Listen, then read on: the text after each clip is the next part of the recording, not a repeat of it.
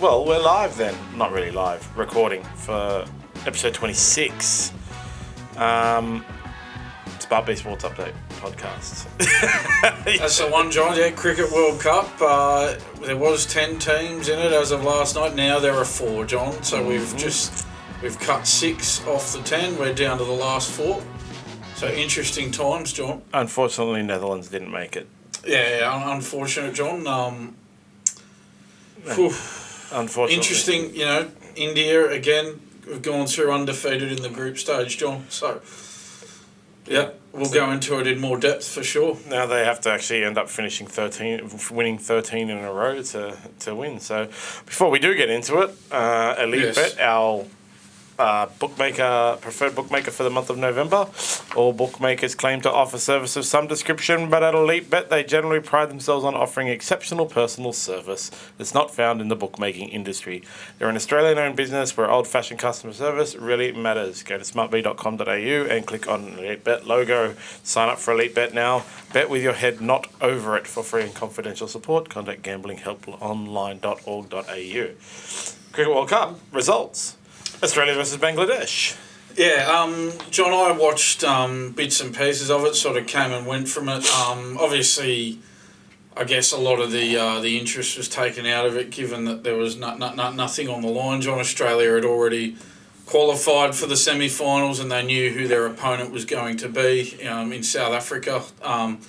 So that did take a lot of the interest out of it and a lot of, I guess, as a viewer, as a passionate fan, you feel the pressure when you're watching a game. There was none of that. It was... Yeah, because no outcome could happen from it, actually. Like, there was nothing out of it. Yeah. But when Bangladesh set that target of 306, I actually thought, they could win. I actually thought they could win. 8 for 306 from the 50. But yeah, well done to Australia in the chase. Mitch Marsh, a great knock from him. 177 not out off 132 balls, 9 sixes, John, 17 fours. I mean, it's not in the Glenn Maxwell category, but... if Bangladesh had have just set a higher target for him, maybe he would have been able to do it. Yeah. I guess the circumstances are very different, though, aren't they, than that situation that Maxwell was in. But yeah, well done to Mitch Marsh. It's great to see him... playing so well going into the semi-finals and obviously coming off the back of that personal tragedy with the very sad passing of his grandfather. So well done to him. Steve Smith, good to see him come into some form as well. John, 63 from 64 balls. A much-needed not out from him to get his confidence up ahead of the semis. David Warner chipping in as well with a 53, another 50 for him in this tournament, John. Good signs for Australia heading into that semi-final against South Africa, John, which we'll come to a bit later. It was all around perfect. Finished up at 44.4 overs. Like I said, at 306, I thought Bangladesh could win. I didn't have much confidence. I just didn't care. Off to sleep, doesn't matter. It is hard when there's nothing riding on these games. It's hard as a viewer. You want that incentive. You want something on the line. But well done to Australia, John. As I guess we've come to the end of the group stage now. So having lost the first 2 games of the group stage, and then to win the next 7 straight to qualify for the semi-finals in emphatic style. Well done, great turnaround. They did what they needed to do. They didn't put a foot wrong after a slow start. And so well done to Pat Cummins and the team, and hopefully they can keep it going, John. Yeah, well, now they're going to have to play South Africa. Yeah. And then most likely have to play India after that when they move through South Africa.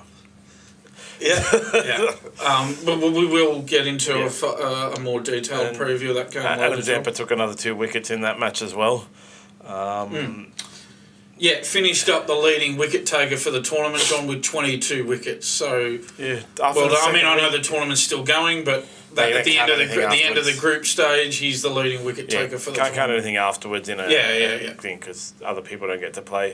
Beginning of the tournament, Josh Hazlewood was the only person in the top 25 of anything, and then we finish up in the top... With the top wicket taker for the tournament, John. It's a good thing that he's come to the party, John, because there's not many others around him who've, to be honest, that they haven't probably given him the support that he would have liked, but he's performed so well that he's managed to charge Australia into the semi-finals. Yeah, 2 for 32 is not bad, eh? Like, yeah, well, it was as expected. The odds told you at the beginning of the week that's what was going to happen, and that's what happened.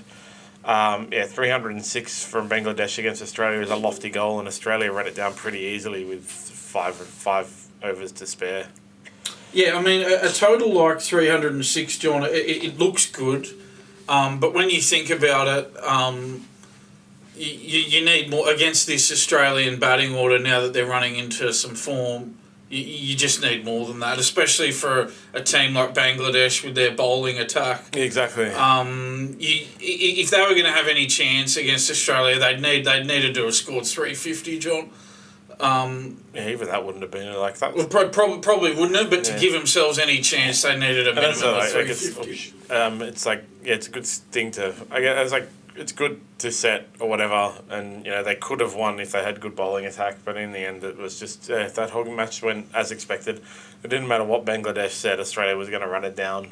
Yeah, I think everybody, commentators included, everybody had one eye on that semi-final in this game, John. Yeah, it was a bit of a non-event, in all honesty. And then over in the other match on the same day, the Afghanistan versus South Africa ends up exactly as expected as well.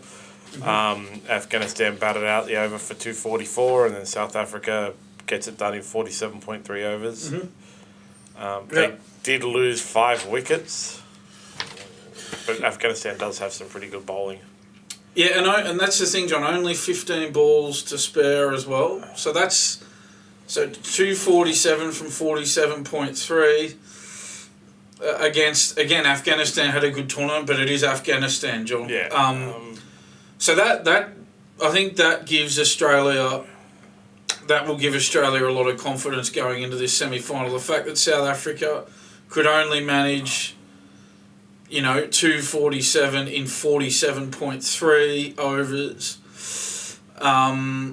South Africa, I think, would have wanted to have chased that down with 10 overs to spare, John, if we're being honest. Yeah, so they last played India, which obviously they got smashed. South Africa, I mean, and then had not the best game against Afghanistan. Prior to that was that New Zealand shellacking that they gave to New Zealand. South Africa's been in good form on the bat and the ball most of the tournament. It's just the last 2 weeks they've dropped off. Most of the tournament they did lose to Netherlands. I don't know, their form's a bit up and down, I guess. So you don't know what's going to turn up next week. Yeah, that's right, John. Yeah, we will. As we said, we will get to a more detailed preview next week on Thursday night. on Thursday night. Yeah, but the outcome is again as expected, just a win for South Africa to cement their position as second. That's right, John. Yeah, Rassie, Van der Dusen, 76 not out as well. So impressive from him. Then England versus Pakistan was not as expected, I'd say. England finally showing some form in the tournament. Yes. I think they call that too little, too late. Yeah. Just a bit too little, too late. Said it was a good size. So they got Pakistan. No, they set a target of 337, 9 out. Batted out their over and then got Pakistan all out for 244. Yeah, well done to Ben Stokes, 84 there, John. Good knock from him. Joe Root chipped in with 60. I hate to say it, Johnny Bairstow got 59. Well done, but it doesn't mean much, does it? Sucks. Well, 59 in a match that means nothing to. Yeah, that's right. So, yeah, who cares? Yeah, well, I mean, England got the win, but another non-event game, John. Yeah, I mean, if Pakistan had have won, they could have possibly. But yeah, as we discussed it at length the other day, they needed to bat first, set a massive target, and they didn't. They didn't bat. I think England won the toss and opted to bat as well. So I guess they did exactly as we thought they would. They would just do it to ruin Pakistan's chances. Yeah, fair enough too. If that's all you're going to get out of the tournament, you may as well be a dick. Yeah, you can't blame them on that front, John. Far too little, too late for England. It's a meaningless win. They strung together 2 in a row. Yeah, the damage was done earlier in the tournament. Obviously, they just lost their way, or they just had no direction for most of the tournament, John. So, that's... Well, they qualify for the Champions Trophy. That's about all they get out of this tournament. Which they were expected to do. Yeah. Had they not qualified, it would have been a catastrophe. It would have been awesome, yeah. Catastrophic for them, but great for the rest of us, John. But a non-event game, John. Probably not much point spending much time on that one. The final game of the series gave India their clean sweep. I thought Netherlands, 250 is pretty good to score against India. Not too bad, John. They were never going to get to the 410 target that India set, but 250 is yeah, if you think about it, John, you wouldn't have expected them to get more than 200. So, to get 250, that's respectable. For 83 for South Africa. India, South Africa, 83. Sri Lanka got 55. England got 129. Is that the highest score that anyone's scored? Oh, no, New Zealand got 273. So, Bangladesh got 256. So, pretty good showing for themselves, Netherlands. 250. Yeah, absolutely, John. Only 3 times in the tournament has a team scored 250 or more against India. 4 times in the tournament. Okay, 4 times in the tournament. Team scored 250 or more. So, Netherlands. He's got really, really strong with the bat again from India, John. Shreyas Iyer, 128, not out. KL Rahul, 102. Rohit Sharma, 61. Shubman Gill, 51. And that 51 from Virat Kohli, John, has taken him to the top of the run scorers list for the tournament. So there you go. Yeah, so once they start batting first, then they can... Because remember, at the beginning of the tournament, the problem was the other team would bat first and India would chase them down too quickly. Yeah, so India, I guess... Get them all out real quick. Winning the toss, deciding to bat, I think, just preparing themselves for that. I think they will look to chase in the semis and most likely the final. But just preparing themselves for, if they were to lose the toss and they're forced to bat, they're just preparing themselves for that scenario, John. Easy to get through all of these matches because they were non-events. Yeah. So the final standings ended up, obviously, India undefeated on 18. South Africa, 7 wins for 14. Beats Australia on net run rate with also 7 wins. New Zealand, they ended up with 5. So it did end up being 5 to get in. 5 wins, Pakistan 4, Afghanistan 4, England ends up with 3 with their 2-match win streak at the end of the tournament. Bangladesh is the last qualifier for the Champions Trophy with 2 wins, and they pipped Sri Lanka and Netherlands on net run rate, who also had 2 wins. Yeah, so Sri Lanka not making the Champions Trophy, that's disappointing for them, John. A lot of problems in Sri Lankan cricket. Afghanistan took it. There was some news, actually, that the ICC suspended Sri Lankan cricket from participating in any ICC events anyway. Due to some money laundering or something like that. I didn't delve too deep into it. I totally forgot. It's just so it reoccurred to me. I saw a mention of it and I was going to get back to it later and I forgot, but it was something like that. So a lot of problems with that. I believe if they didn't solve it, they weren't going to be allowed to play in the Champions Trophy anyway because that's an ICC event. So all of Sri Lankan cricket post-World Cup is suspended from ICC events. You got a problem when you were going to get banned from a tournament that you didn't qualify for anyway. You got a problem when you're in trouble with corruption with one of the most corrupt sporting agencies in the world. Yeah. So Sri Lanka's got a lot to sort out on and off the field. Yeah, you've run through the standings, Sean. I can just run you through the top 5 run scorers, top 5 wicket takers for the tournament as it's ended up. So as I said, Virat Kohli, 594 runs, tops the list. Quinton de Kock at number 2 with 591. Rashin Ravindra of New Zealand at number 3, 565. Rohit Sharma, 503, number 4, the Indian superstar. And David Warner getting himself into that top 5 with 499 runs. In terms of the wickets, as we pointed out, Adam Zampa, 22 wickets, top wicket taker for the tournament. Dilshan Madhushankar, that's one positive for Sri Lanka, John. He was number 2 on the list with 21 wickets, if you can believe that, in a team that really struggled. Gerald Coetzee and Shaheen Afridi, 18 wickets each, tied at number 3. And tied at number 4, Jasprit Bumrah and Marco Jansen with 17 wickets each, John. It is So a there bit you weird go. about it. That's like being Nathan Merritt, being the top try scorer in a wooden spoon team, getting all the wickets. Like, well done, you got a bunch of wickets. What did it do for you? Helped you finish 9th. That's right, yeah. Sorry, tied 5th, yeah, Boomer and Jensen, yeah, that's right. Yeah, Sri Lanka. So we can get into previews. India versus New Zealand, obviously first on Wednesday. That's first versus 4th. Yeah, Wednesday night our time. It's Yep. Oh, sorry, just a quick tennis update. Novak Djokovic is up 3-2. Room to serve. And that's in the 3rd set. It's 1 set all between Djokovic and Holger Rune. Both of the first 2 sets going to tiebreakers. So 1 set all Djokovic and Rune, and I think you said 3-2 to Djokovic on serve there, and we'll keep you posted on that one. Yeah, so India versus New Zealand is Wednesday. It's 7:30 p.m. our time. Yeah. I can't see. Or let me just pop up those odds. I forgot to pop up. I can't see New Zealand doing much in this. The only optimism I've got for New Zealand, John, is the game they played against Sri Lanka, their last game, was the first time they had all their players back available. Kane Williamson was back from that fractured thumb injury, John. And Tim Southee as well also had a fractured thumb injury. He's back too.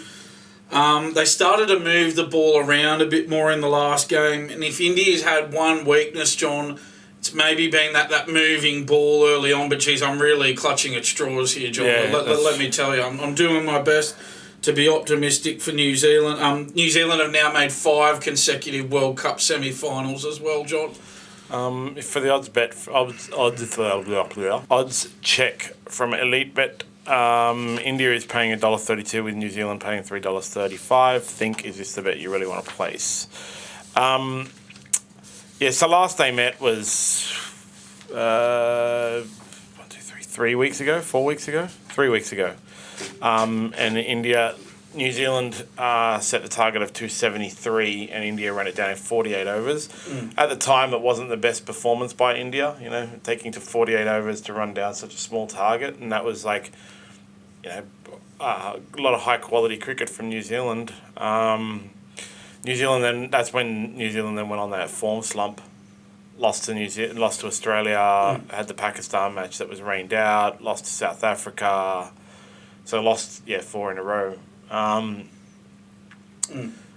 only just qualified for the semis in the end, yeah. And then only ended up beating Sri Lanka. But they did do really well against Sri Lanka, Sri Lanka all out for 171. New Zealand gets it in 23 overs. Like, that's actually, 172 in 23 overs is a massive... What would they have gotten if they had gotten to 50 overs? Yeah. It is only against Sri Lanka, though, but 5th best wicket taker in the tournament in Sri Lanka. I don't know. Second best, Madhushenko. Second best. So, I don't know, second best for second last. Nice. I don't know. You'd have to say India is going to win.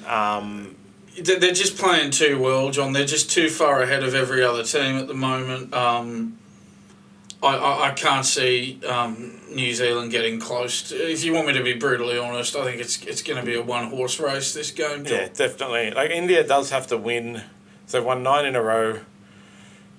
How long is their actual overall streak as well? 9 in a row from the tournament, but they also won warm-up games. So they and we had that series with them. Australia had a series with them before.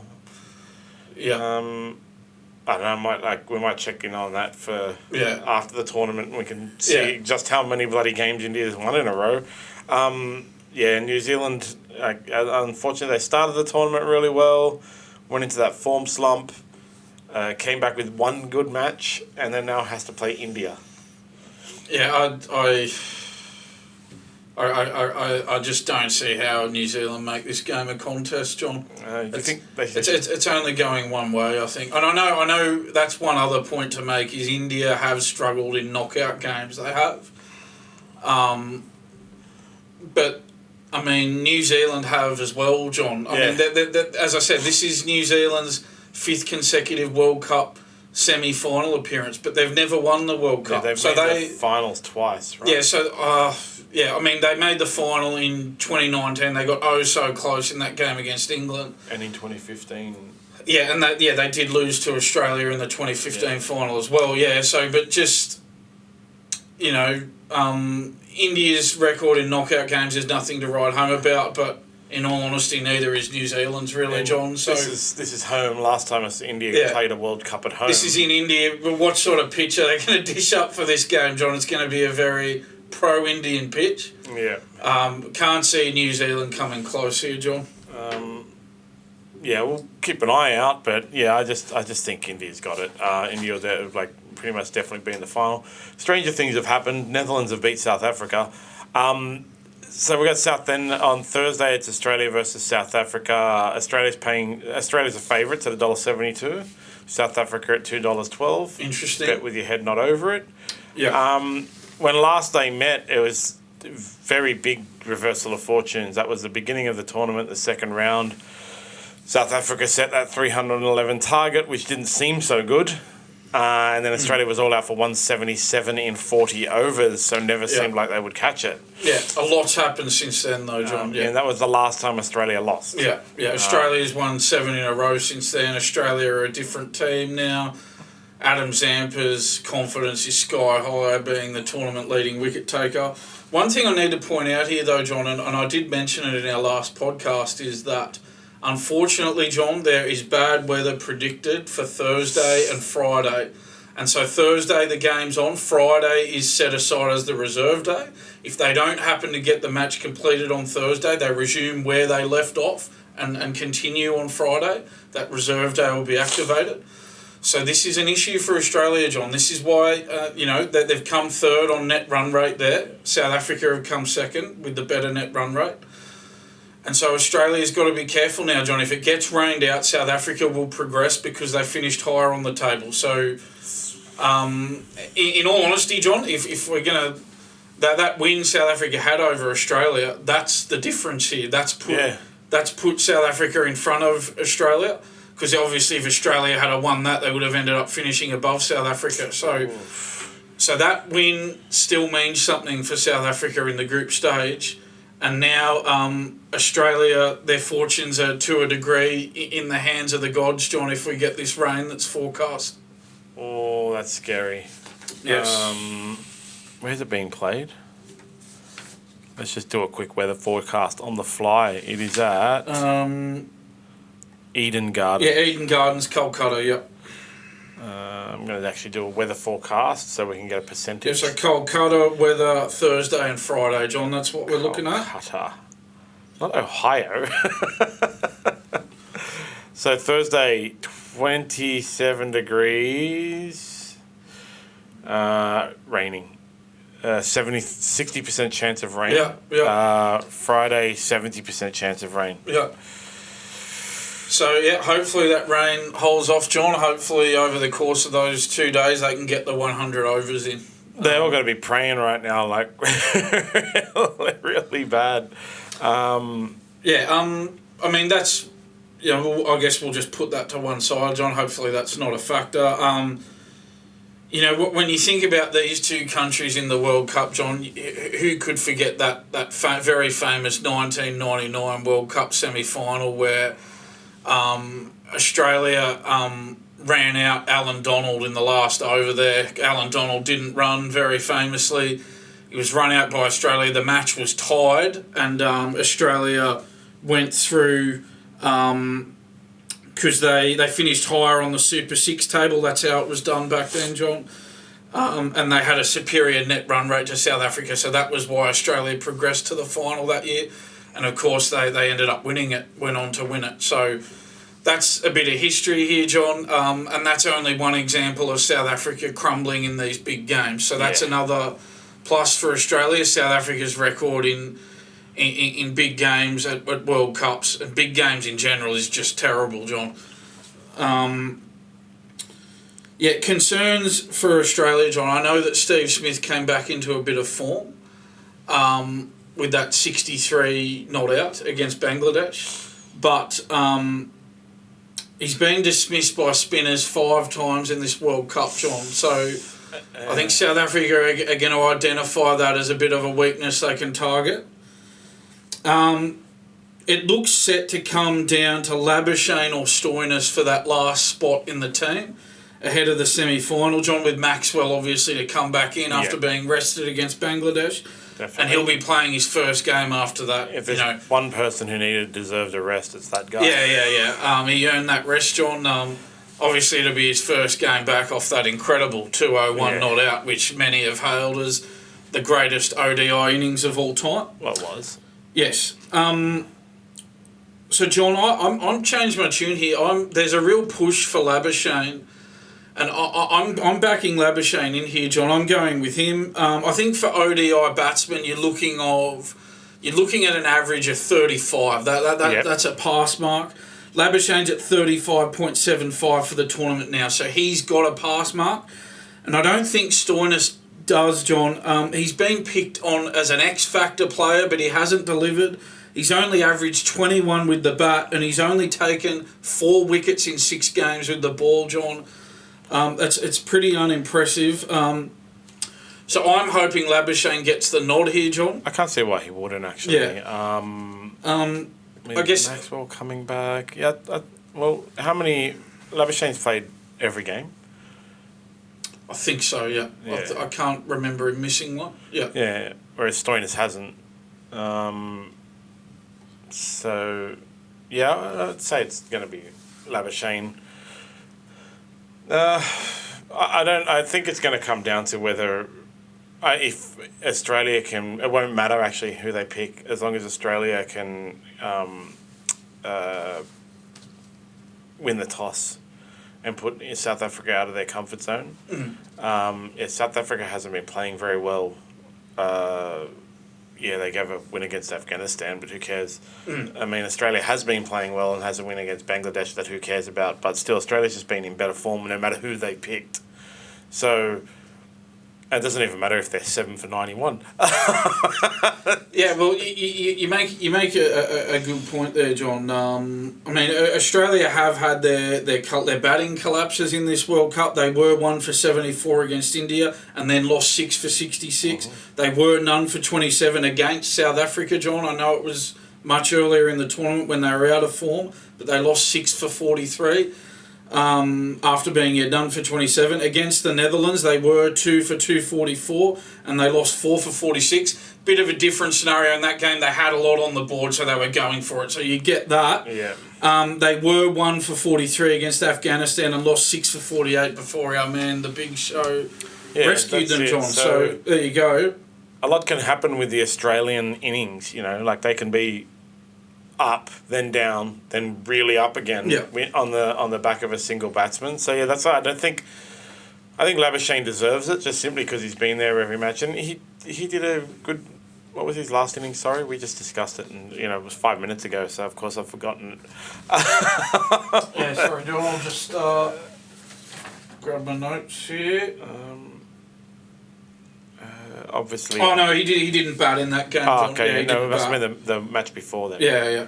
I know the match before was Glenn Maxwell, but he's played. He has played. He's played the odd.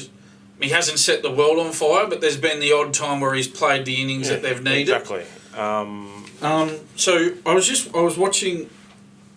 John, I don't know if you've caught his commentary, but if you want really good cricket commentary and analysis, you can't go past Kerry O'Keefe, John. He's funny. He's insightful. He's informative. He ticks all the boxes, John. Yeah, 100%. He's entertaining and he informs the audience. So I can't take credit for this, John. This is his plan for Australia to win this game against South Africa. This is his plan, and it made for good watching the other day before the Bangladesh game. So his plan for victory is get Head and Warner to score 60 from overs 1 to 10. And this is assuming that it's a slow pitch where you're not getting the 400s, right? 60 from Head and Warner overs 1 to 10. He wants Labuschagne and Smith to score 160 in overs 11 to 40.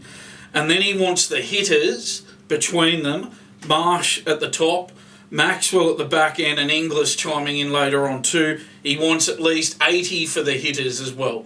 So you put that all together, John, that gives you a base of sort of 300. And he thinks that, again, if it's a slow pitch where the batsmen aren't, clobbering the ball over the fence every second ball, as we've seen in some games this tournament, he reckons that might be enough to get them home. So I thought that was an interesting... Yeah. That was an interesting sort of breakdown that Kerry had, so it makes a lot of sense to them. If they can put 300 on it and get South Africa to chase, I would expect South Africa to not be able to chase it, actually. Yeah, provided they can't get hold of Zampa, which you'd think that with the form that he's in, you'd think that they wouldn't. If South Africa come in and set a target of 300, I expect Australia to be able to chase it, to be honest. I think the main danger is if South Africa manages to actually get a hold of the Australian bowlers and get like that 370, 390 type, set that target for Australia, there may be some difficulty in chasing it. But overall, I think Australia's got it either way. I can see Australia chasing it. It'll just be a bit harder. With a massive batting collapse, if Australia bats first and a massive batting collapse, then they'll be in trouble as well, which can happen. Don't know why Australia can really let that go. I'm tipping it to be an India-Australia final. I'm right with you there, John. I think that as well. I think South Africa have had a bit of an issue with the spin bowlers in this tournament as well. If you look at the two games they've lost in the tournament, John, against the Netherlands, Ackerman took a wicket and Van der Merwe took 2 wickets. 3 wickets lost to the spinners in that game. And against India, Ravi Jadeja took 5 wickets. Kuldeep Yadav took 2. 7 wickets lost to the spinners in that game. So that's where Zampa's a factor in this one, John. You looking at those numbers, you think South Africa are going to have an issue with Zampa. And that's where Australia can restrict them to that under 300 total. It could come out that South Africa's all out for 83 or something like that. Yeah, I mean, Zampa took 1 for 70 from his 10 when they played South Africa early in the tournament, but things were different back then. Different circumstances. Yeah. Zampa hadn't found his groove at that time. He's a different bowler now. He's more confident. He's the leading wicket taker in the tournament. Circumstances are very different now. This is not the same tournament it was in the first couple of group games. That's a long time ago, even though it was only less than a month ago. and that's the thing, John. I mean, Zampa has a bowling average, which is runs... I know there's people out there not familiar with cricket. That's runs per wicket average of just 18.90 for the tournament. Very impressive for a spin bowler. No other Australian bowler has averaged less than 30 for the tournament, to give you an idea of his dominance. Yeah, Zampa's going to be a huge factor in this game, definitely. John. To be honest, I think the result hinges on him. If he bowls well, if he bowls the way he's been bowling recently, and there's every reason to think that he will, I think Australia win this game. Yeah, that's what I think. Yeah. I think they can get South Africa out for a low amount on the back of Zampa, and then they'll have an easy chase. It is just the only way I could see South Africa winning is if they go into bat first and get that over 380 or over 370, set that kind of target, then Australia may have some difficulties running it down. Given their propensity to have batting collapses, you could end up with, Australia 7 for 91. No one's going to be able to do that Glenn Maxwell again. That's the thing, that the Maxwell innings, it's a one-off event, isn't it? We can't expect that to happen. They can't fall back on that. So if South Africa sets a massive target by batting first, then Australia might be in a bit of trouble. They haven't scored big runs, if I remember correctly, all tournament, like 300s. I mean, they have scored big with the 300s, but they haven't done the close to 400s all tournament, which South Africa actually has, obviously. The closest they got 388 against New Zealand, 399 against Netherlands. They haven't. Yeah, that'll be the danger. 367 against Pakistan. See, they don't. If South Africa can get out there and set like a 390 target, Australia may be in some trouble. But yeah, that's that's the only way I can see South Africa winning it at this time, given both teams' form and the way the tournament. South Africa's strength has been that when they bat first, hasn't it? So yeah, Australia, they win the toss. We're batting and we're going big and we're putting a score on the board. And, that's the way to win this game. Australia's won both ways. Over the past 7 weeks, they've won both ways. It's irrelevant whether they bat first or bowl first. Whereas South Africa, really, really needs to bat first. Otherwise, they end up losing to the Netherlands or almost losing to Bangladesh. Yeah. So I think to summarise here, John, I think we're both tipping in India-Australia final. Yeah. And that'll be on Sunday. Yeah. Yep, Sunday night. Thursday night for the South Africa-Australia game, 7:30 p.m. Yeah. That'll definitely be one to watch. It could be that I end up going to bed after the first innings. Yeah, I think that it's sort of what you have to... The first innings... And I don't know why, John, in this World Cup, for some reason, it used to always be 3.5 hours per innings. For some reason in this World Cup, they've sort of dawdled with that and allowed it to go for 4 hours. That needs to be cleaned up, John. Yeah. There's too many stoppages. The umpires, that's... I know we went into a big discussion about that Sri Lankan dismissal, John, the timed out, but...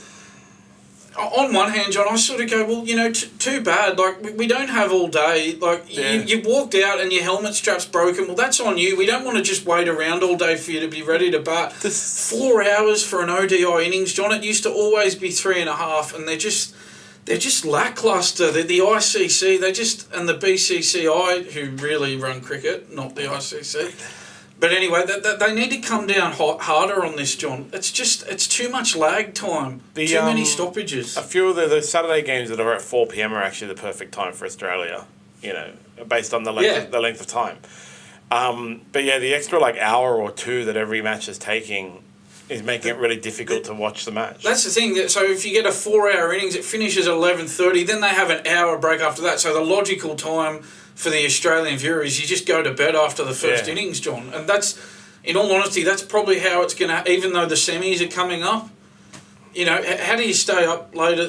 We're not... I guess we're young men, John, but we're not that young anymore. Yeah, I can't say that. I could try, but I'll definitely fall asleep. We can't stay up until 3 o'clock in the morning anymore, John. If I'm sitting on my couch, snuggle up to the dog, trying to watch cricket, I'll definitely fall asleep.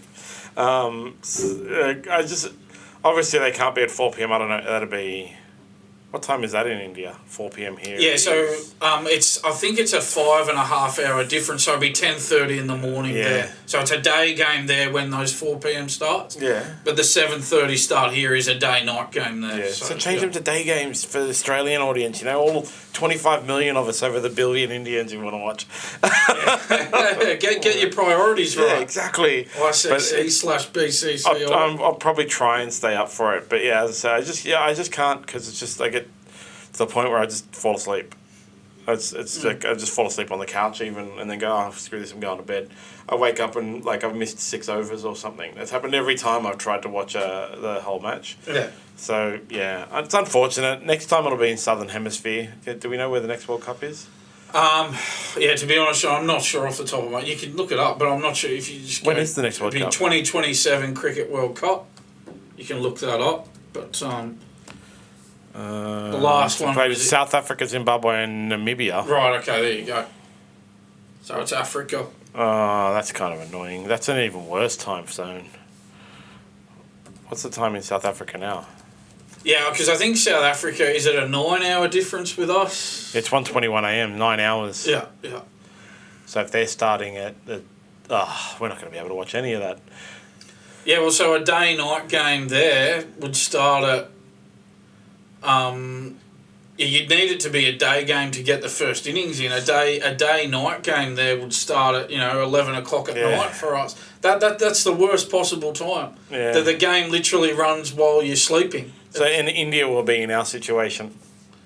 Djokovic has taken out the match 6-3. So he's won with the last set. So yeah, there you go. 7-6, 6-7, 6-3. I kind of feel like I bet you if you had to watch that, it would have just been a switch that flicked. That's how it is with Djokovic. It was like, what was it before? Like half an hour ago when it was closed. Yeah. So, yeah. Anyway, I'm going to try watch it on Thursday and Sunday night as well. I'm going to try watch it if it's Australia. I won't even try watching it if it's South Africa, but I'm going to try watching it. But as I said, I'll just end up falling asleep and see what happens in the morning.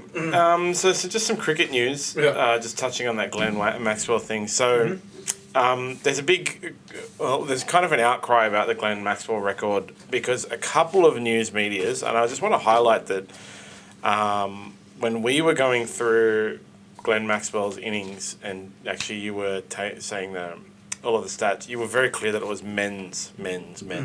But a few media outlets on their tweets and their articles have said Glenn Maxwell's record has broken a record. He's the first Australian to score a double ton. And in actuality, Belinda Clark did it in 1997 against Denmark. So this has now become a thing where once again women's sports being erased. I love the meme of everyone retweeted all these articles and did the Andy Murray man.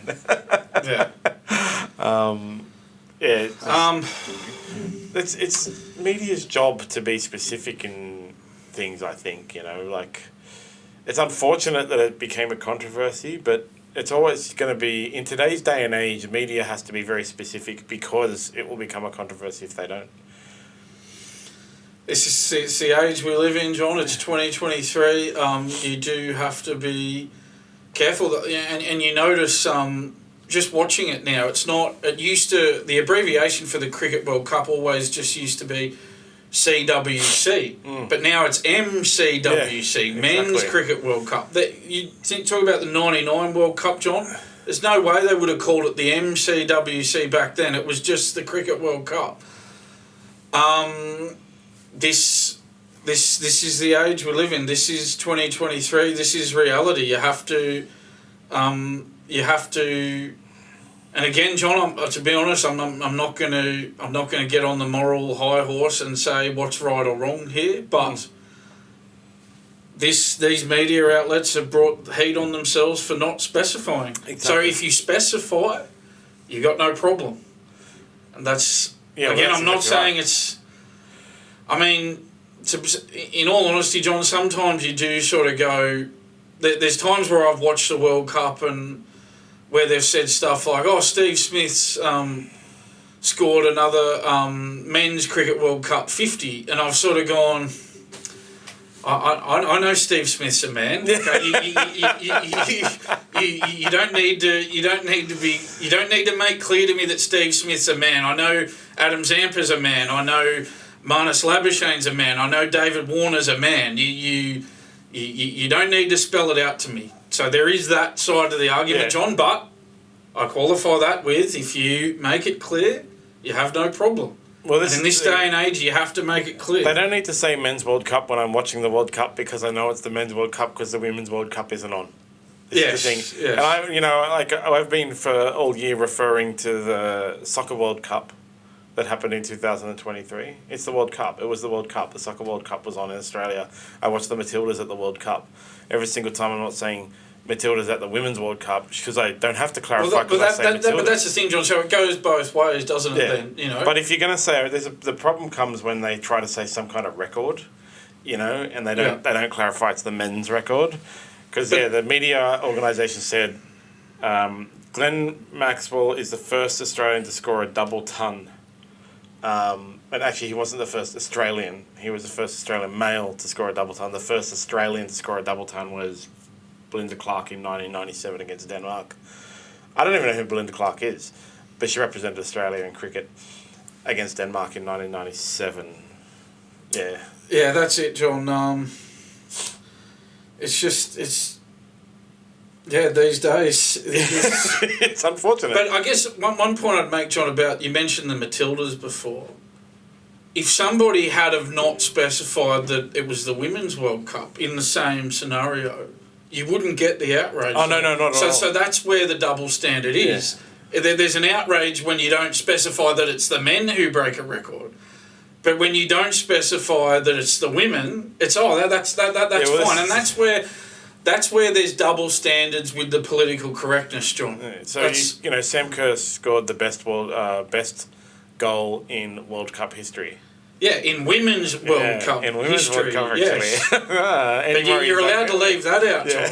Yeah. You leave out that it's the Men's World Cup and the world ends. If I someone else, I don't know, in the Men's World Cup, someone scores a goal and someone says, that was the best World Cup in history, people are going to respond with Men's World Cup. Sam Kerr scored the best World Cup goal in Women's World Cup. Yeah, it's always unfortunate that actually, it speaks more to the modern day and age where everything has to become an unfortunate circumstance. Outrage culture, especially when it comes to sport, it kind of ruins all of these achievements. Instead of like what Glenn Maxwell did, like I said last time, it's a once in a lifetime, will probably never happen again. But instead, a bunch of people are talking about how some media outlets didn't clarify that Glenn Maxwell is a man. That's the thing, John. When you just take a step back and look at this story for what it is, the outrage over not specifying. Does it really matter? Does it really matter? Do you really care? I mean, I don't, No. And, like, seriously. The people who care are the social justice warriors. It's a non-event, John. It's not a big deal, just... But yeah, that's the thing. They have to make it a big deal and detract from the achievement. Yeah, exactly. And, nobody... And that was one good thing about this Maxwell double 100, was that nobody was... And we all know it was against Afghanistan, John. Not traditionally, not very strong opposition in cricket. And you're sort of going, yeah, but this was so good. This innings was so good. It was on such another level that you just put that to one side, John. This was an extraordinary achievement. Everybody was celebrating it, and now we get these social justice warriors coming. So something else happened in cricket today, which highlights to that, right? So so it was a Gold Coast player took 6 wickets in a row. He got a double hat trick. Oh, really? A double hat trick? Yeah, double hat trick, right? So it's the same kind of thing, right? He's the 3rd Division club cricketer, the wildest dream of any bowler. This is from news.com.au, taking 6 wickets in 6 balls in one of the greatest overs put to paper.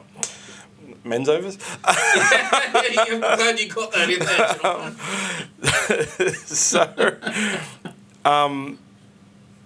So, like, what was his name here? Sorry, I just grabbed his name because I want to give credit where credit's due. Club captain Gareth Morgan for the Majaraba Narangan District Cricket Club.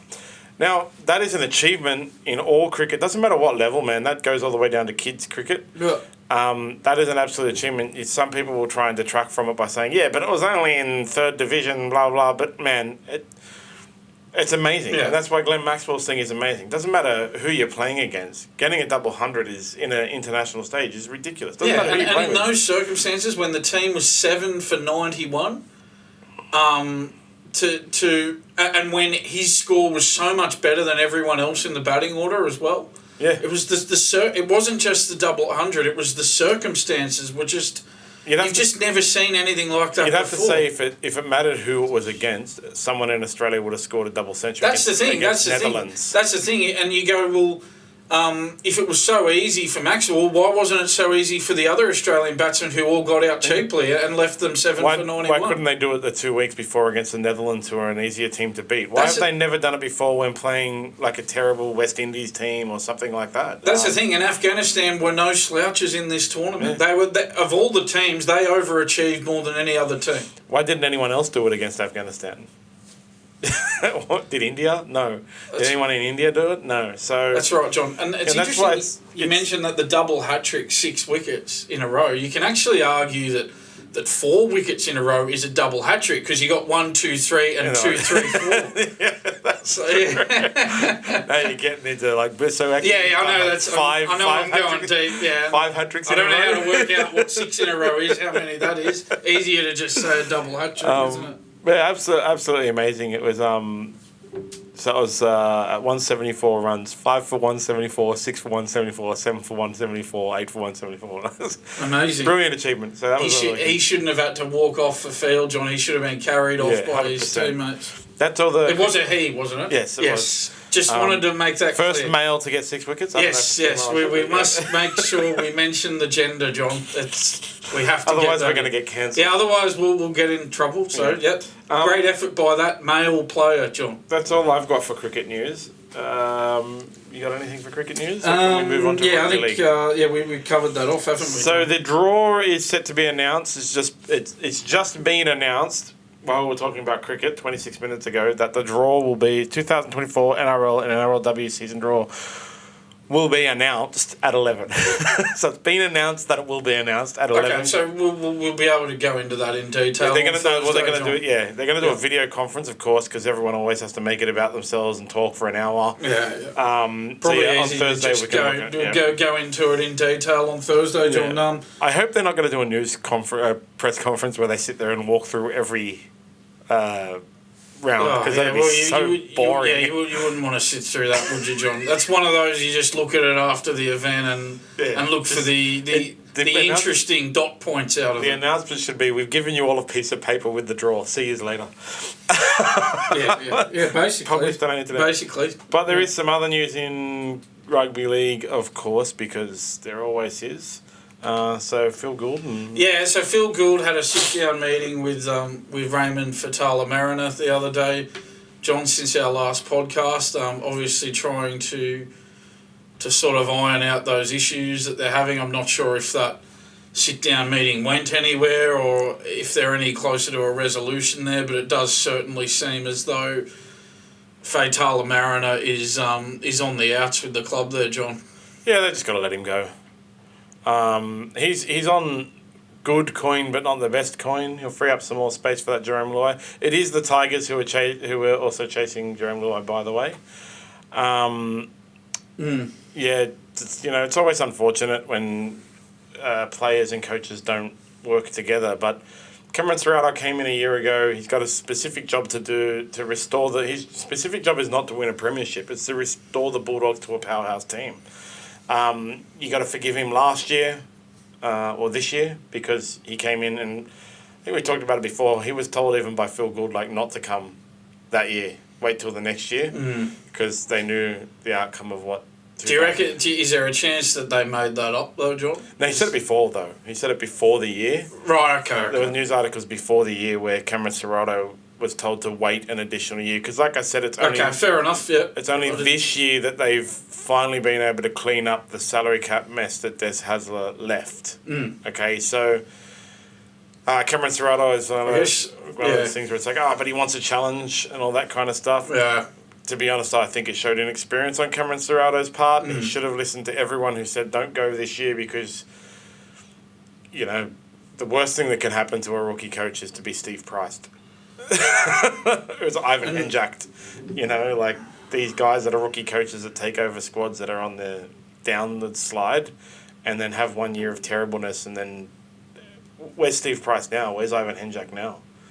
You got to be careful which job you take and when you take it, John. Yeah, exactly. I just thought it was maybe an opportune time to have a look at Gould's reign at the Bulldogs, John. Joined the club in July 2021. Yep. And again, I'm not holding this against him. He was there for basically no time. 2021, they got the spoon. I know he'd only just arrived, so we'll give him a pass on that. 2022, they came 12th. 2023, they came 15th.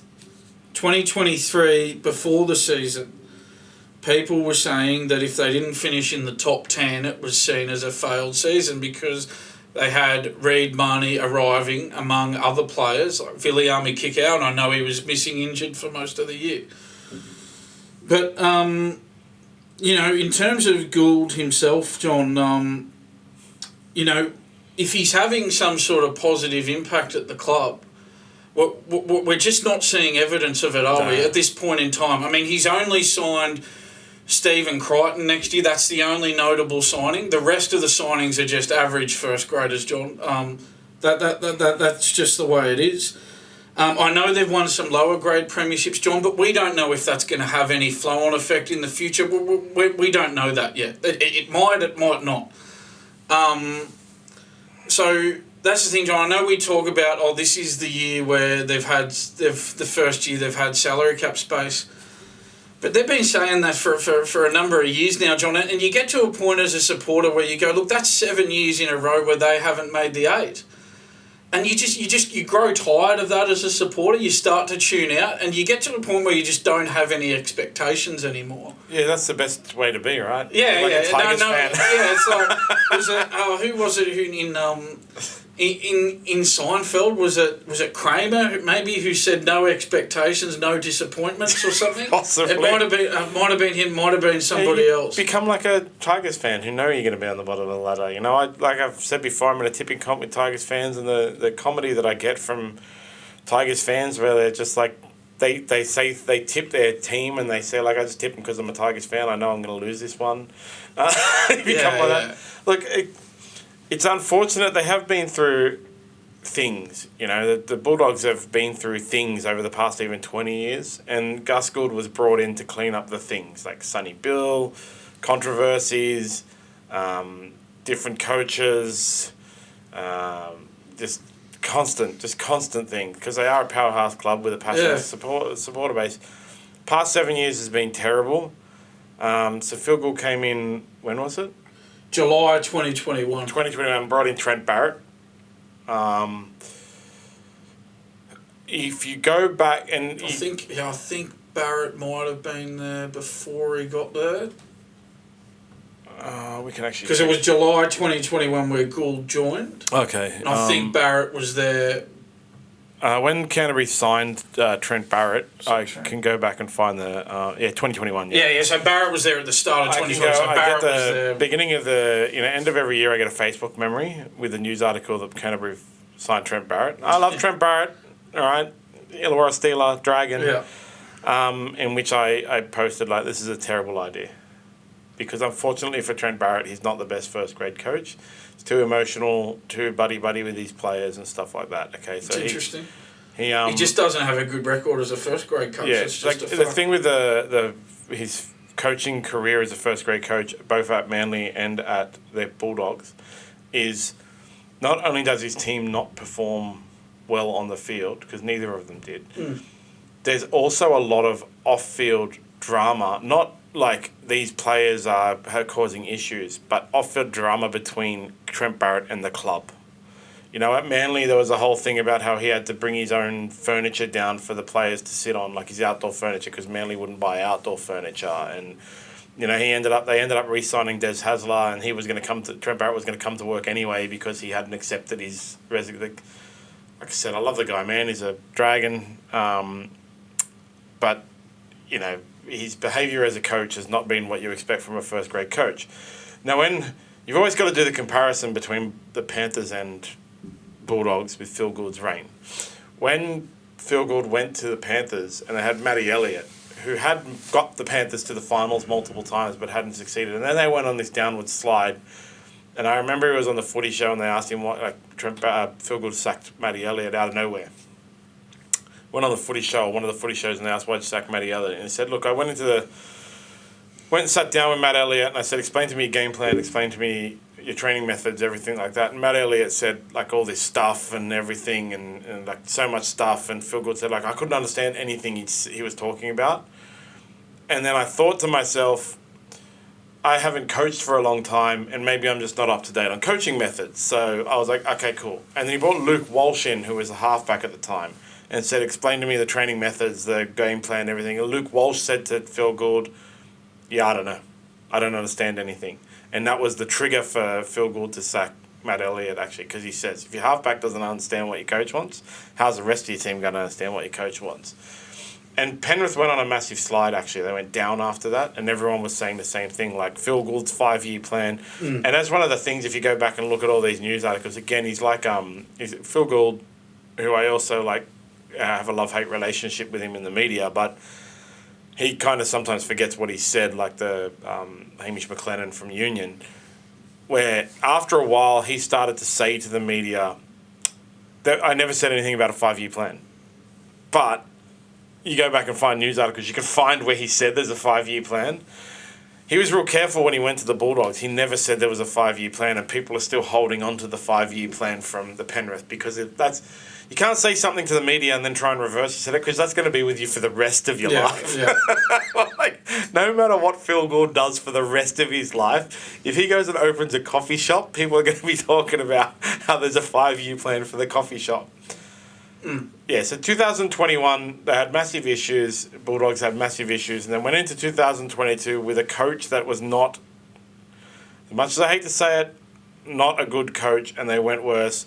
Phil Gould again made the mistake of saying something to the media that was Trent Barrett will be the long-term coach here, blah, blah, I have every faith in Trent Barrett and all that kind of stuff. Full support. That comment didn't age well. Yeah, and then 2 weeks later, Trent Barrett's sacked. And now he's brought in Cameron Serrato Cameron Serrato's come in against advice. So to my mind, Phil Gould and the Bulldogs expected 2023 to be worse.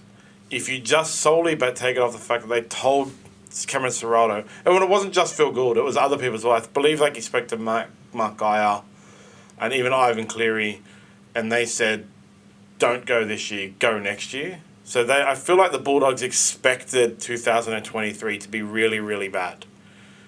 And so now he'll be in his third year, right, 2024. And with a new coach, this is Phil Gould. Gould, yeah. With a new coach, I would give, personally now, I kind of changed my tune a little bit. I am going to rate Cameron Serrato's performance based on this year, 2024, and completely exclude 2023 from my memory banks. I mean, his stats are going to be there for the rest of his life, unfortunately. Yeah, they are. John, I'll put it out there. I wasn't. I'm being fair about this. I wasn't expecting the world. I wasn't expecting premierships from Phil Gould 2 years in.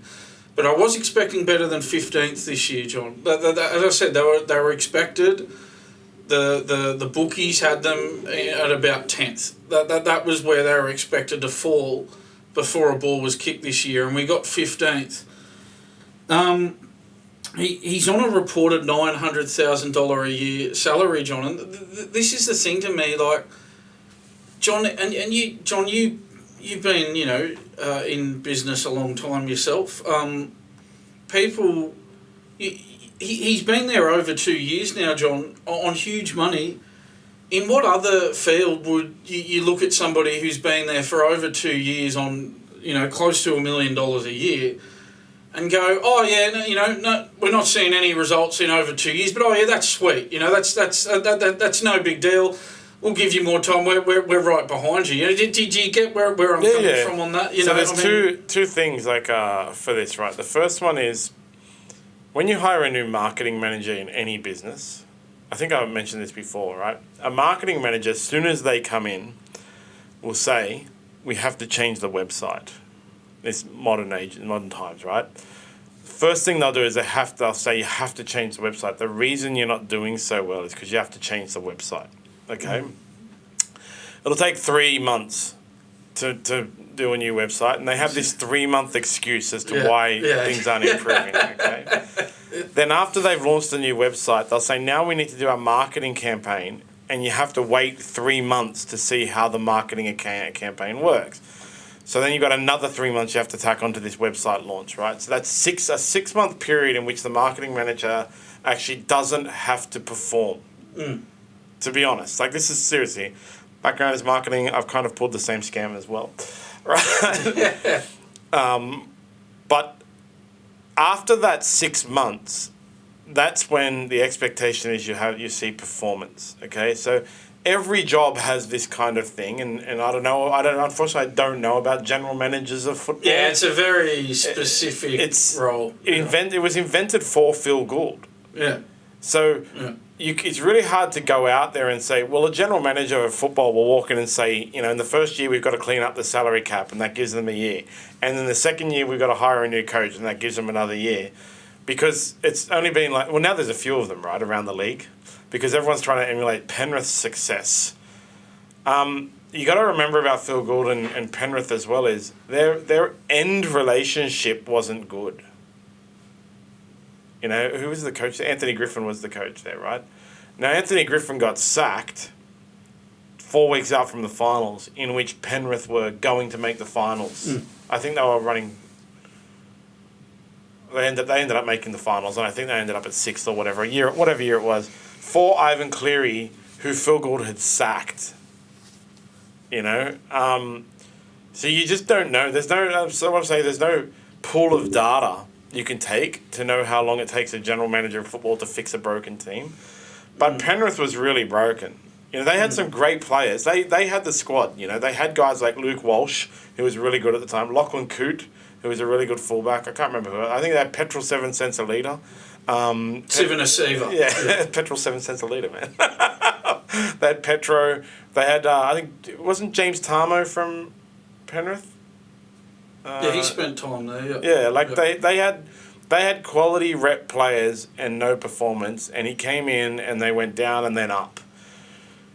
Since he's come to the Bulldogs, Phil Gould said they're going to go down then up. But I really like, the more and more I think about it, the more and more I think this year's expectation for people at the Bulldogs was exactly how it ended up. And everyone else, the bookies, well, they can't come out and say, all right, guys, 2023, what are your plans for the season, Gus? Well, based on what we've got now and the signings we've done and now things that are in place and everything, we think we're going to come 15th. Yeah, that's right. I guess, to be fair, there are unique circumstances with a football club that maybe don't apply to a lot of other companies. So, with Cameron Serrata, like I said, Cameron Serrata, for me, starts 2024. If the Bulldogs fail in 2024 and you see no improvement, I give Cameron Serrata 1 more year. Because he came to this club in shocking circumstances when he shouldn't have. I'm writing off 2023. Okay, so... If the Bulldogs don't improve this year, I would have to say that they have to change their general manager of football. Right, okay. So you give Gould 1 more year to see improvement. Improvement on the field. Yeah, improvement on the field. So, again, we won't count 2021 against him. That's not fair. Let's look at 2022, 2023. We've seen no improvement in the first grade team. Exactly. So you're giving 1 more year to see some improvement. If we get a year next year like this year was for the Bulldogs, you're looking at removing him, again, reported salary of $900,000 a year. Because, and it's solely because so far I don't have a pool of data in my mind for how general managers of football taking over a struggling club, how much, I don't have data to analyse. Because it's such a unique job. Yeah. It is very difficult to compare it to other. But after this one, we're going to have more data. You know, another year we're going to have more data. We'll be able to do a better comparison between Penrith and Bulldogs. Yes. To be able to go, all right, 3 years in. They hire Anthony Griffin. Anthony Griffin. We start to see actual improvement in Penrith. Okay, so it sounds like to me, John, you're willing to give a 2-year grace period, but not a 3-year grace period. Absolutely. So we're going to, for Phil Gould, we're going to write off 2021 because he came in halfway through the year with a club that was built, with a coach that was signed for, I think, a long term, like 4 years, something like 5 years. 5 years. A team that was built, and then he took over and made a whole bunch of back office changes, systematic changes, and had to let the coach go. Cameron Serrata was brought in a year early. So the first year for Phil Gould, he changed everything. The second year I'm giving, from a general manager of football data set, it's allowable to be a collapse because everything changed, but the third year is just improvement. And it's like, when we go back to that marketing manager analogy, what actually happens is the first 3 months I'll make a new website. The second 3 months I'll launch a new campaign, like all new campaigns. And what tends to happen is, in that second 3 month period, you see a massive reduction in quality of like leads, traffic, that kind of thing, on all of these marketing analytics. But the way to tell the difference between a good marketing manager and a bad marketing manager is the good marketing manager will be able to show you an overarching statistical analysis to show why it's going to go up in the next 6 months. So actually, like, if this is for a struggling company, okay? Like, an actual good marketing manager will take a year to get you to a powerhouse of it as a company, but the first 6 months will be horrible. I know this from lots of experience, right? And I said, I don't have the data set for the general manager of football, so now I'm on a guess. A lot of marketing is guessing as well. I'm going to guess it's the third year is where we have to see improvement, and we'll be able to see reportable analytics of how, like, It's easy. There's only one number that matters next year. You know, where they finish on the ladder. Where they finish on the ladder. Yeah, with the squad they've got. Yeah, exactly. Because that's the thing, isn't it, John? At some point, you have to see... He's the general manager of football. That's an overarching job with a lot of different responsibilities. But at some point, you have to see it filter through to performance from the first grade team, because that's what matters far more than anything else to do with his job. And improvement would be... I'm not saying 14th. You know, improvement isn't 14th. No, improvement is 10, 11. Yeah, exactly. Yeah. I'm not saying the Shane Flanagan style growth. No, yeah.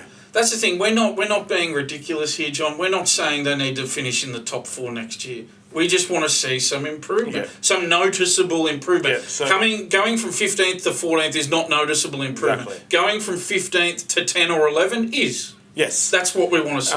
What I want to see is their outcome next year to be like the Manly one, you know, where they're...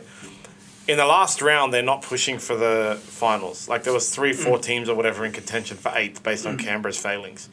It was the Cowboys, Rabbitohs. I can check it. Like those 3 or 4 teams that finished on 30, right? And then Manly finished on 29. Yeah. So it was the Raiders and Roosters were 32 points. Okay. So Rabbitohs, Eels, and Cowboys were 30. I don't expect even the Bulldogs to be the 30 points. I expect Bulldogs to be the 29 points. The Sea Eagles, who are just outside of contention. But you can see that next year they'll be in contention. You don't want to see them being the Dolphins, who are 24 points, nowhere near contention. That Dolphins, Titans, Bulldogs, Dragons were, or to me, the same tier of team this year. You know, nowhere near contention. Sea Eagles stand alone as just outside contention, and then Cowboys, Eels, Rabbitohs, Raiders, and Roosters are the next tier, all in contention up until the last couple of rounds. Yeah, I don't expect the Bulldogs to be that all in contention up until the last couple of rounds, but I want to see just outside of contention. Then the following year, see, that won't save in my opinion, that doesn't save Gus's job. It's the following year that saves his job. Because the following year, then they have to be in contention.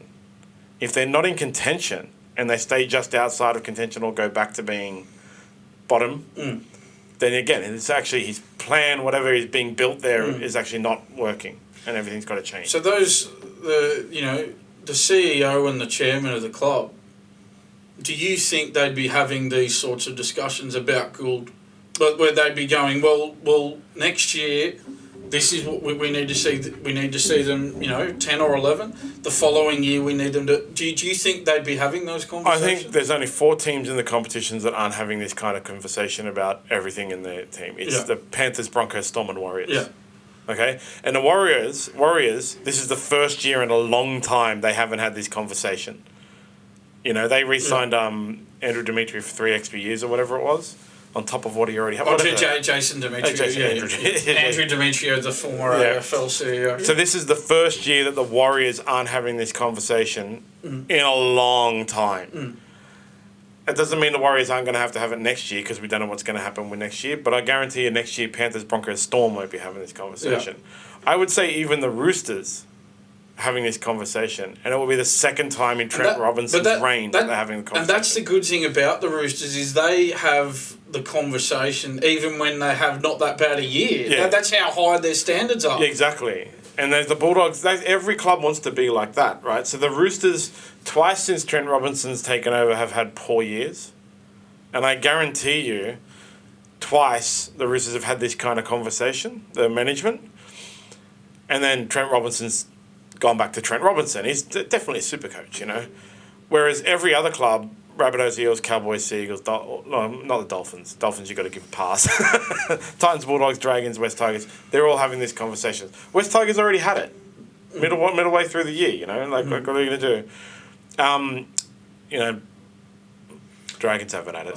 I think John, one thing that Gould does very well is the way we've talked about it before, his media commitments along with his Bulldogs general manager job, he positions himself very smartly in that regard because he's such a powerful figure at Channel 9, who are one of the 2 broadcasters of the game. They're the free-to-air broadcaster of the game.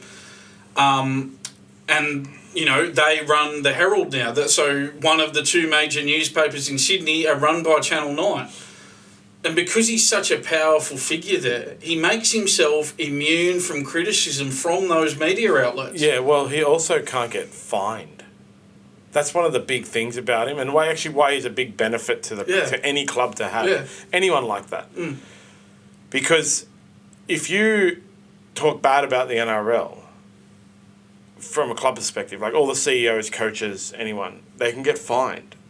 But can you imagine finding Phil Gould, the NRL, even trying? Hey, it's a compliment. Yeah, absolutely. I admire That's it. why I admire that he can pull this off. Because no one else can. It's a major benefit for any club to have someone like him. Yeah, if I ran a club, I would try and get a journalist on my board. Yeah, because he eliminates all that bad PR. If it was anyone else, you'd have those media outlets gunning for the person, saying, well, where's the success? But because it's him...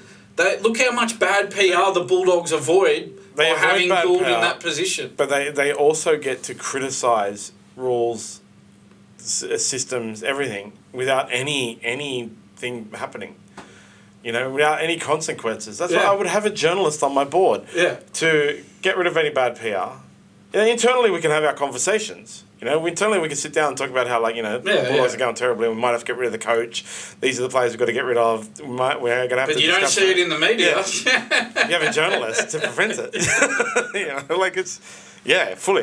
Just a journalist from a powerhouse thing. But and News used to own half of the league, and them getting out of it was meant to solve these things, but all the that independent commission, solve those kind of things where, it was the league was completely independent and completely independent from news. But I would definitely, if on my board, doesn't have to come to board meetings, doesn't have to contribute to the running of the club, but he's a major journalist from a major news organisation that's on my board, that will slip me and go, they're going to do a bad story. Yeah, I mean, in Gould's case, he's not a journalist, but he's a high-profile commentator. Doesn't he write for Fairfax as well?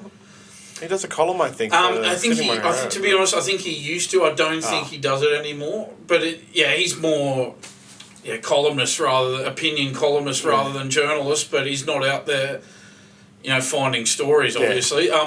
Just either a journalist or a high-profile media identity, like a Gould high-profile commentator, regarded by many as the most brilliant mind in the game.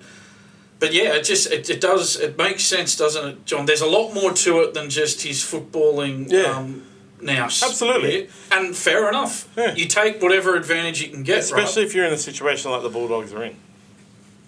Yeah, 100%. You're coming off a low base, right? You're not making the 8 every year anyway, so you may as well try something like that. I have the expectation next year that the Bulldogs go better. When the draw is announced and all of this signing nonsense finishes, we'll obviously do a complete comprehensive breakdown in the low times of every single club and how we expect them to go next year. To be honest, I always put a lot to do with any team sport on the coaches, and we just don't know if Cameron Serrato is a good first grade coach. You don't know. Yeah, in 1 year, you need more time. At least another year. Yeah. There are a bunch of coaches that could be good first grade coaches but weren't given the proper chance because they were dumped. Like Steve Price is a classic example. I don't know if Steve Price is a good coach, but he took over. Now we have a data set, right? You have a data set for Wayne Bennett leaving a team. When he left the Broncos, they collapsed. He left Ivan Henjak in charge at that stage. They collapsed. Yeah. He went to the Dragons. When he left the Dragons, they collapsed. When he went to Newcastle, they collapsed. When he went to the Rabbitohs, they just missed the 8. He's left. So you have a data set. So all those people he left behind, Ivan Henjak, Steve Price, Rick Stone was the coach at... Yeah, Rick Stone was the coach at... At Newcastle. Yep. Yeah. And now... Who's the coach at Rabbitohs now? Oh, Jason Dimitri. Oh, yeah, Jason Dimitri. Yeah. Who's the coach at Newcastle? New Zealand. The Warriors. Yeah. Andrew Webster. Oh, yeah, that's right. Andrew Webster was the one that got the extension. Sorry, I said Jason Dimitri before. But, yeah, Andrew Webster got an extension from the Warriors. So we don't know how the Rabbitohs are going to go. I think, incidentally, I think Demetrio got an extension as well. But, I get what yeah, you're he saying. did, yeah. So we don't know how the Rabbitohs are actually going to go, and we don't know if Demetrio is a good coach. But next year, based on the data set we have of Broncos, Dragons, Newcastle, I have the expectation Rabbitohs will collapse next year further. Because after he left the Dragons still made the finals sometimes. But it's taken them, over the course of 10 years, they've gotten worse and worse and worse and worse. And they, Dragons fans will always still blame St. Wayne and Laura Bennett. But they had to rebuild, and when you dump a rookie coach into a rebuild, you're not going to get a rebuild. You're not going to get staff, you're not going to get players. And what that's going to do is make your team collapse, go worse, and then it's going to be hard to attract players, coaches, staff, because who the hell wants to go to the Dragons right now? It's a domino effect, right? And it lasts forever. The Tigers last forever. Don't worry, Benjamin's going to get you there. Yeah, so let's see what let's see what happens. Once the draw is done started now, but press conference for it. Yeah. Dude, here's a link click. There's a lot of easier ways than a press conference anyway. And the market settles a bit. The trials are starting in, I think it was beginning of February. Yeah, February for the trials. Pre-trials, I think we'll be able to break down every team and see how we go, and then make this final decision on the Bulldogs. But I give them a year, and if they're not to that mid-tier range, then it's serious changes need to be made definitely. in the big positions. Yeah, definitely. Yeah. Okay, AFL. AFL. Yeah, so John, I put down the Ron Barassi Memorial Service was held on Friday at the MCG. It was a really nicely done. Eddie Maguire was the MC at the event. Huge names in the AFL like Sam Newman, Gary Lyon, Lee Matthews and Kevin Sheedy spoke at the event.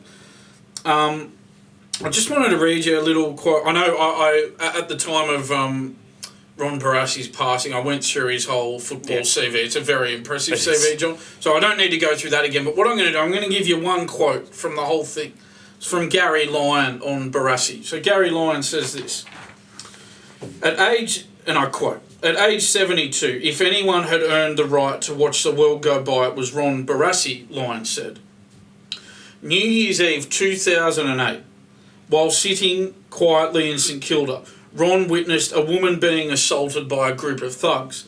I ask you all, old and young, this is Gary Lyon speaking, what would you do? For Ron Barassi, there is no question. He jumps out of his seat and comes to the aid of the woman, tackling the men in the process. At age 72, John, he did that. I continue with Lyon's quotes. He is set upon by the men and suffers facial bruising, sore ribs and an arm injury. The lady in question had a swollen face and black eyes, and in the report it quoted her as saying, I think if he hadn't jumped in it would have been much worse. So I think that story in itself, John, I don't need to go any further than that. That just shows what sort of a man Ron Barassi was. A courageous man who stood up for others in need, for the vulnerable of the community, a woman being attacked by a group of thugs in that scenario. At the age of 72, wasn't 40, wasn't 50, John, he was 72. That just shows what sort of a man he was. A great service, a fitting tribute for a great of Australian sport, John. Yeah, great player, legend of Australian sport.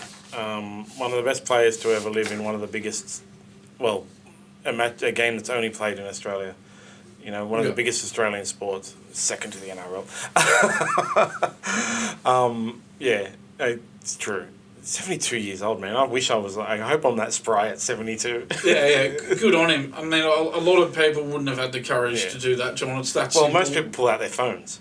Yeah. That's every time I see on the internet one of those things where it's like a guy filming someone getting jumped or racially abused or anything like that, I just think like, do something instead of pulling out your phone. Like, what you think? That's the thing.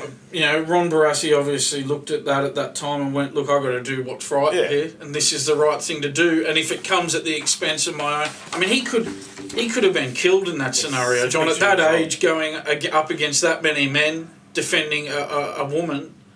He could have been killed in that scenario, but he's essentially put his life on the line to do what's right. Yeah. And that just shows what sort of a man he was. Absolute legend. Yeah. Okay, anyway, I just thought it was worth good. going into that. It's on to the UFC 295 on the weekend. Yep. Yeah, watch this. The great thing about this, every fight on the main card was either a TKO or a KO, with the longest fight on the main card being round 2, 4 minutes and 9 seconds. Oh, wow, John. Blink and you miss it, eh? All of them. Blink and you miss it. So, I highlighted 3 fights to watch. The Mackenzie Dern versus Jessica Andrade. Jessica Andrade won by round 2 KO. Round 2 TKO. I discussed the other day, Dern needs to get it to the ground. If it stays in the striking battle, Jessica Andrade is a monster. Yep. Dern couldn't get it to a ground. She did almost get 1 takedown, but Jessica Andrade knocked Mackenzie Dern down 4 times and showed great fight IQ to not follow her down. Because normally what happens in the UFC or MMA is you knock them down, you chase them down. But every time Andrade knocked Mackenzie Dern down, Mackenzie Dern would recover to guard, which is the worst thing you could possibly do, enter a jiu-jitsu black belt world champion's guard. Andrade made her stand back up and just started punching her again. So in the end, after the 4th knockdown, the fight was called off because you get knocked down 4 times, yeah? I think that might be fine off, John. So stay down. Just stay down. I'm reminded of Snatch. You want to stay down.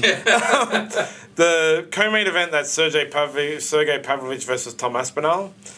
That was absolutely, don't look away. Round 1, 1 minute 9, Tom Aspinall wins by KO. It was really funny because one of my mates, he looked down to grab his beer, looked up, Pavlovich was knocked out. It's like, I missed it, what happened?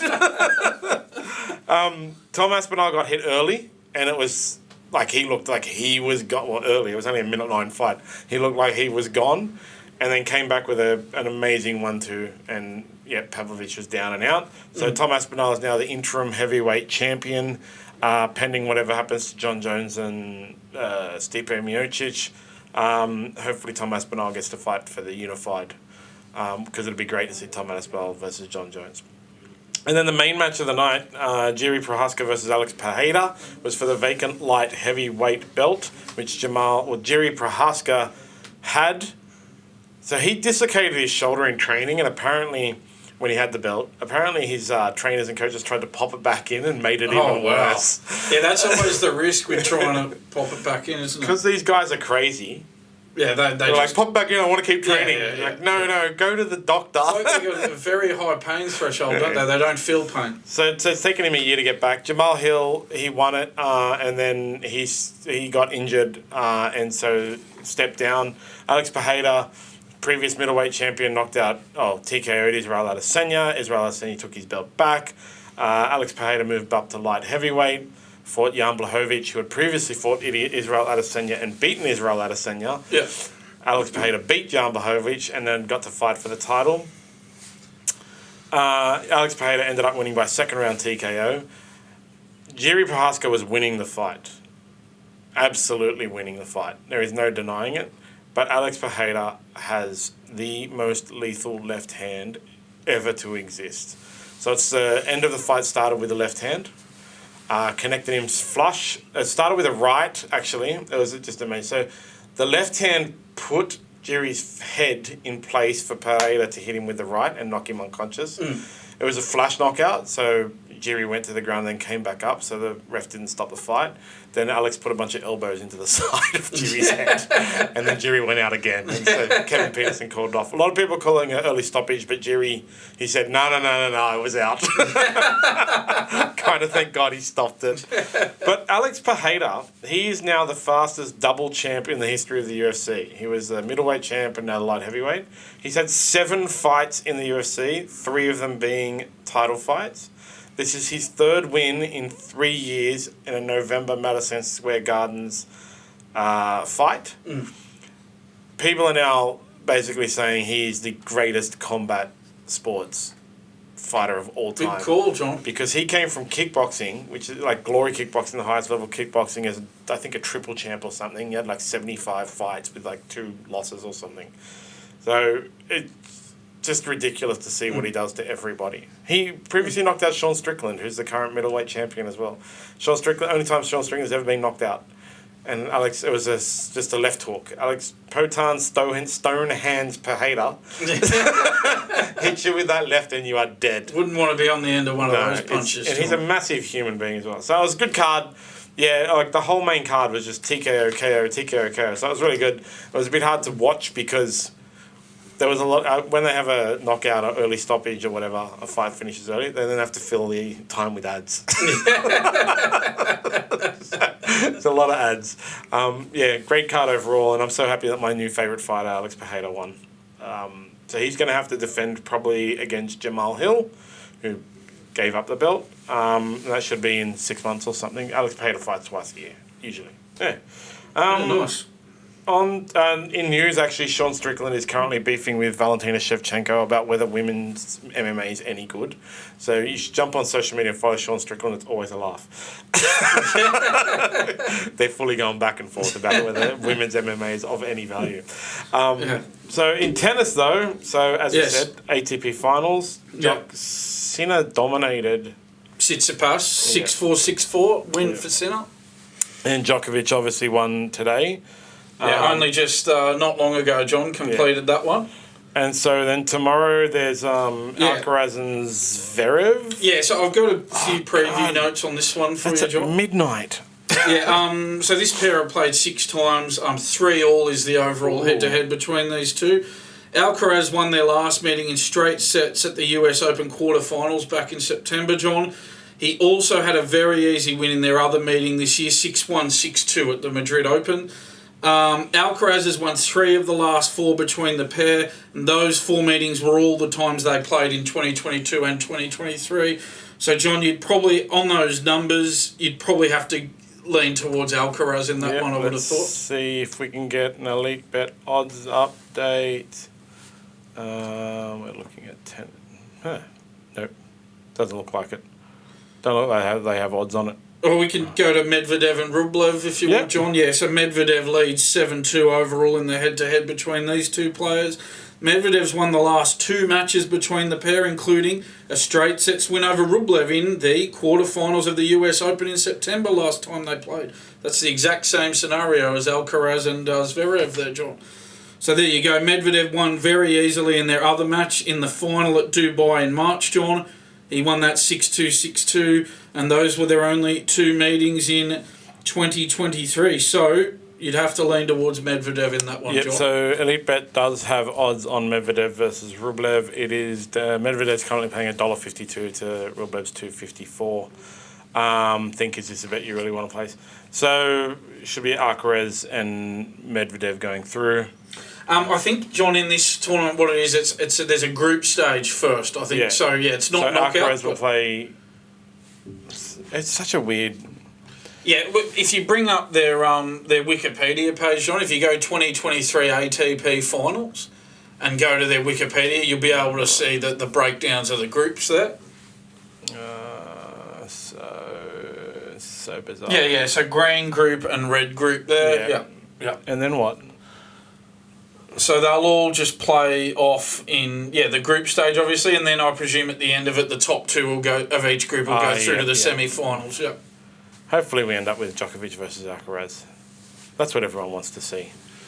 Everyone in the world. In different groups, John. So I think what will happen, John, is at the end of the group stage, 1 from the green group will play 2 in the red group. Yep. 1 from the red group will play 2 from the green group. And that'll be your semi-finals, John, after the group stage is done. Yep. So, green group there, John. I'll just read it out from here. So, Djokovic, Sinner, Tsitsipas, Rune is the green group. The red group is Alcaraz, Medvedev, Rublev, and Zverev. Yep. So, there you go. And so, those 2 other matches are tomorrow. Alcaraz and Zverev at 12:30 a.m. and Medvedev versus Rublev at 7 a.m. I can watch Medvedev versus Rublev in the office. Cool. I know, I'm going to Kangaroo Valley tomorrow. Go play golf. Working hard. How do you hit them, John? I'm terrible. I haven't played golf in... the club. I haven't played golf in like 10 years, 7 years, something like that. I used to have a foursome that played every month, but I was never really good. But luckily it's an Ambrose drop, so I can just follow whoever gets hits the ball furthest, closest to the pin. So I don't have to do well anyway.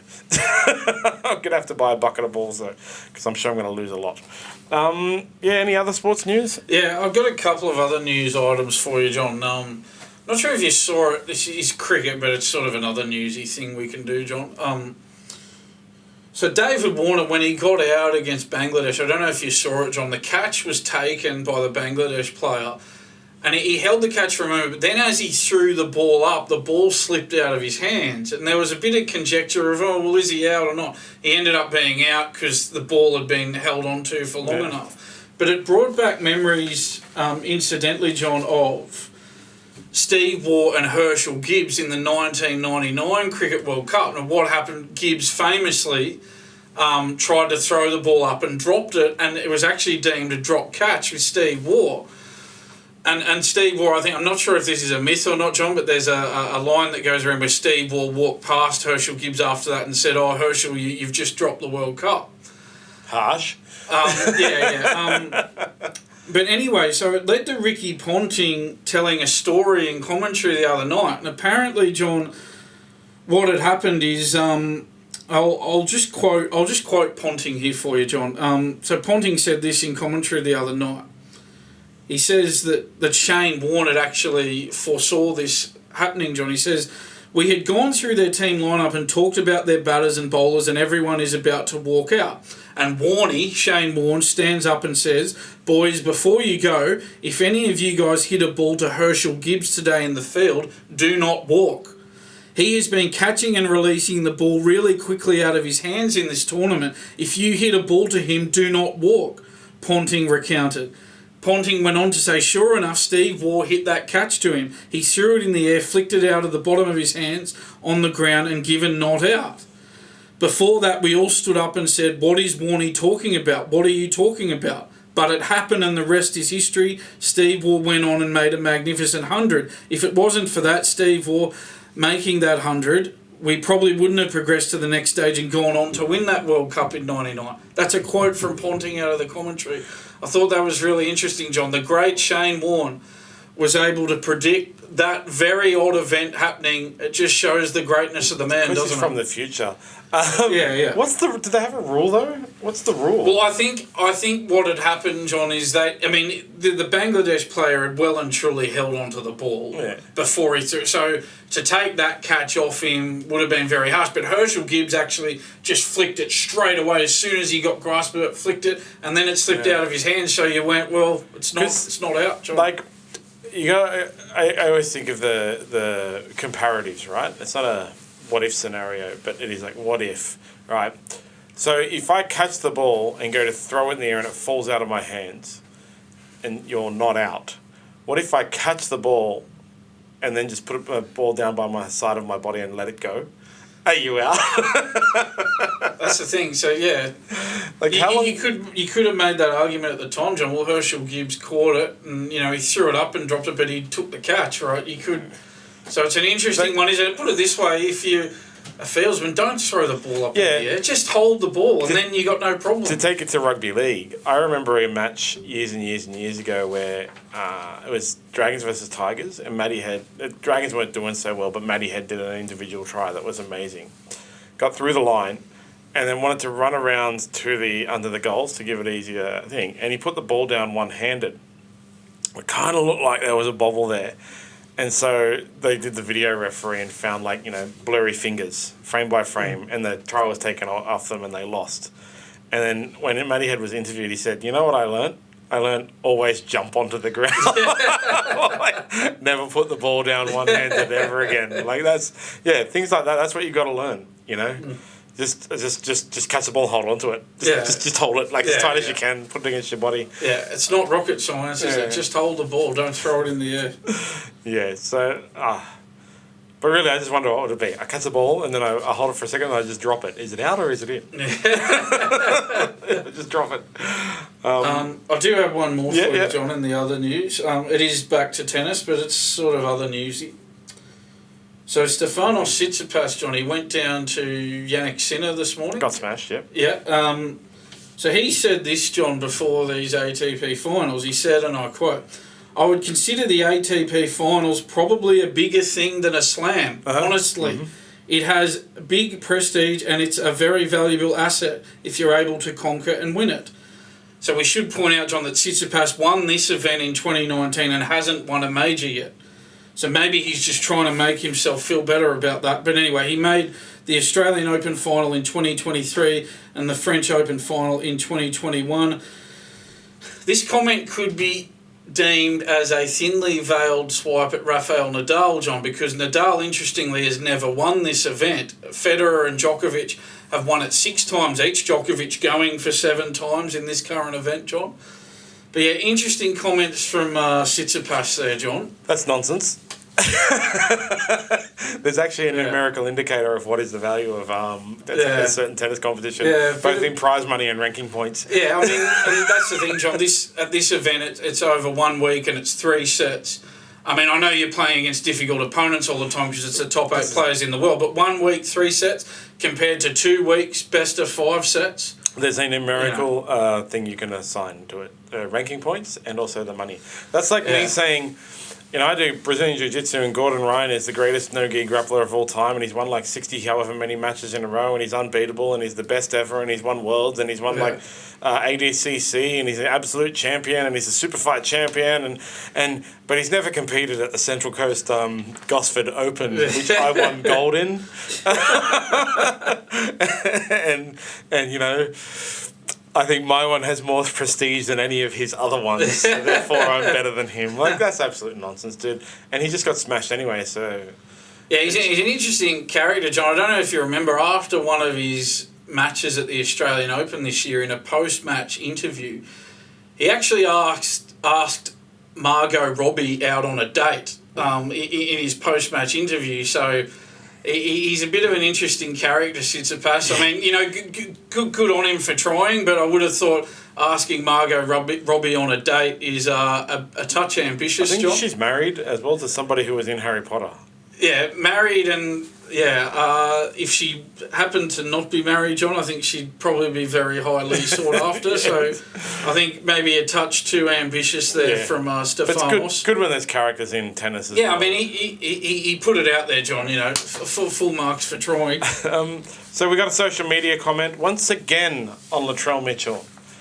Really got to take that video down. So William Patterson on Facebook said, I've seen him at the pub. He's always saying hi to people with a smile on his face. Said it before, say it again.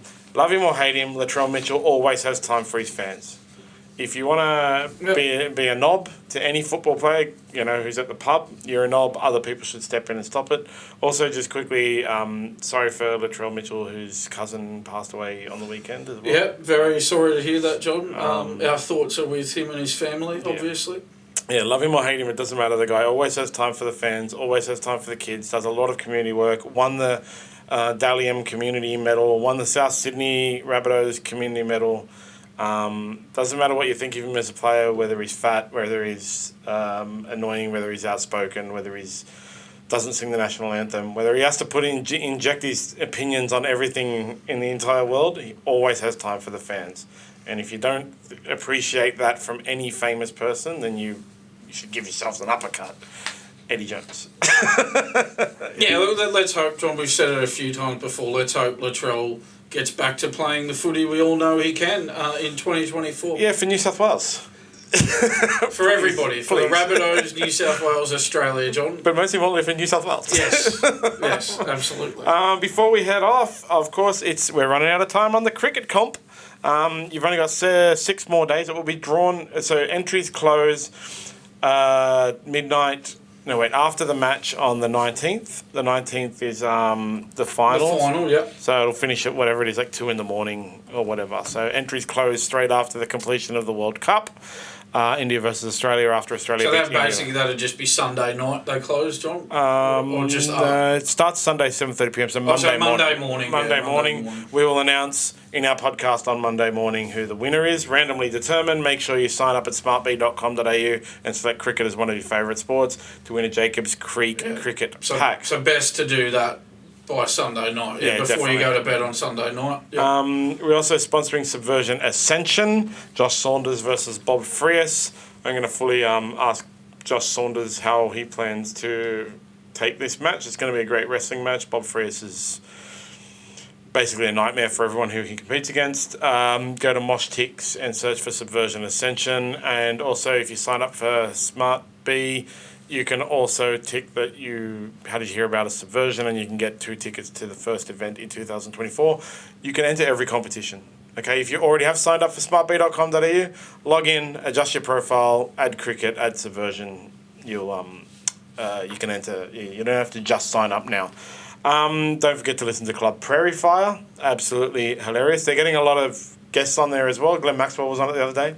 It was a great podcast. Yeah, I saw that. Yeah, great podcast. Yeah. Ollie went over some of the funny reactions on Twitter to Glenn Maxwell's. Yeah, they got the man of the moment on. Yeah. John, that's impressive. And finally, don't forget to follow SmartB at SmartB app on all social media. Like and subscribe to us on YouTube. Follow us on Twitter, Instagram, X, whatever the hell it's called, Facebook, Snapchat, TikTok, whatever else. One day we might have a Pinterest. I don't really understand Pinterest. It's pinning things to something. I don't know. Anyway, but that's all for today, Monday, 13th of November, and we will see you all on Thursday. Thanks, John. Thanks, Dan. See you then, mate. Bye, producer John. Bye.